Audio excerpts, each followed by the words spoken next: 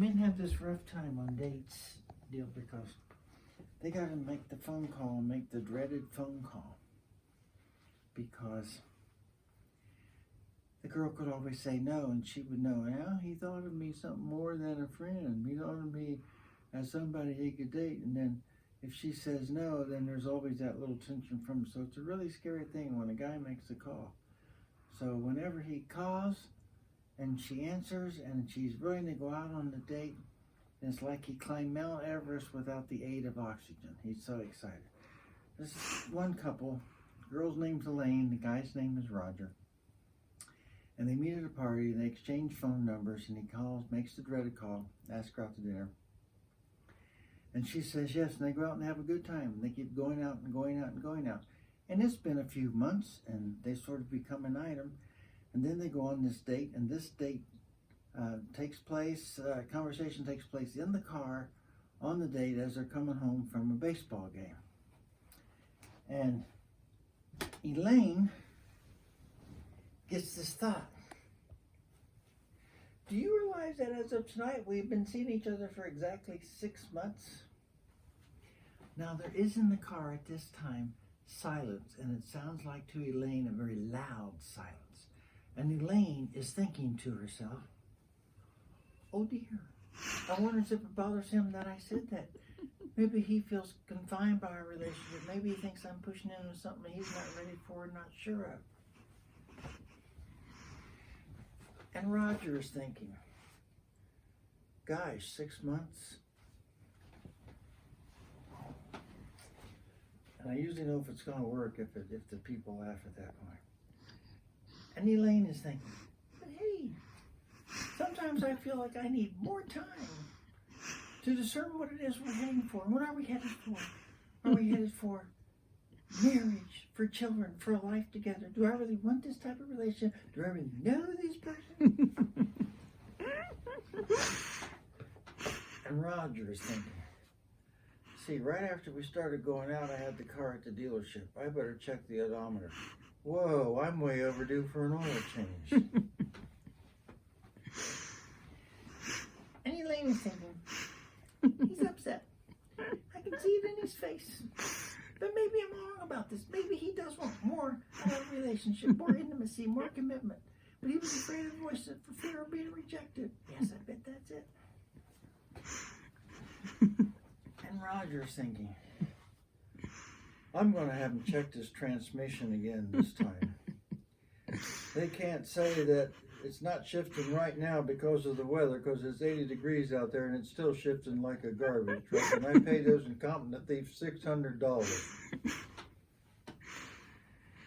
And Elaine is thinking,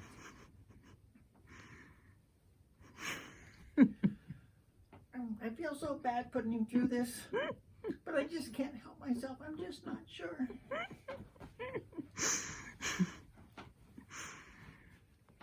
They'll probably say it's a 90-day warranty, those dirty crooks.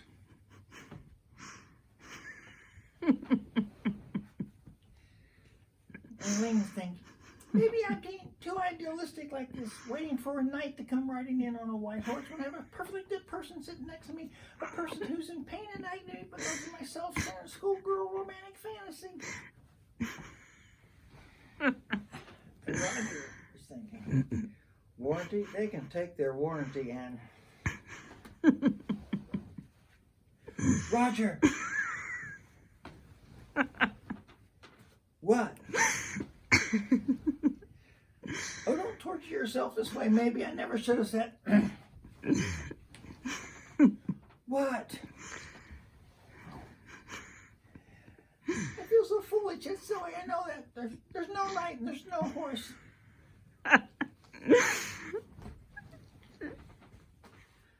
There's no horse?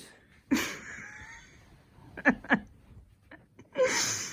think I'm crazy, don't you? No. He doesn't know what's going on. He just knows that was finally the most right, correct answer he ever could respond to at that moment. It's just that sometimes I think I need more time. Roger has no clue what to say. 15 answer comes down, he grabs for one. Yes. Oh, Roger, did you really feel that way? What way is that? That way about time.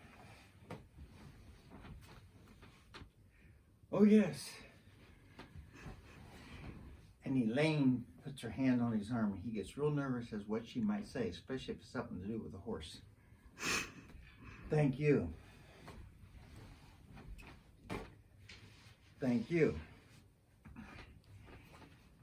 He takes her home. They say goodnight.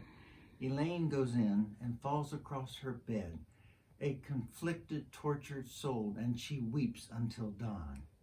Roger, on the other hand, goes home, puts on his sweats, opens up a can of Dr. Pepper and a bag of potato chips, and spends his quiet time with ESPN watching the baseball highlights.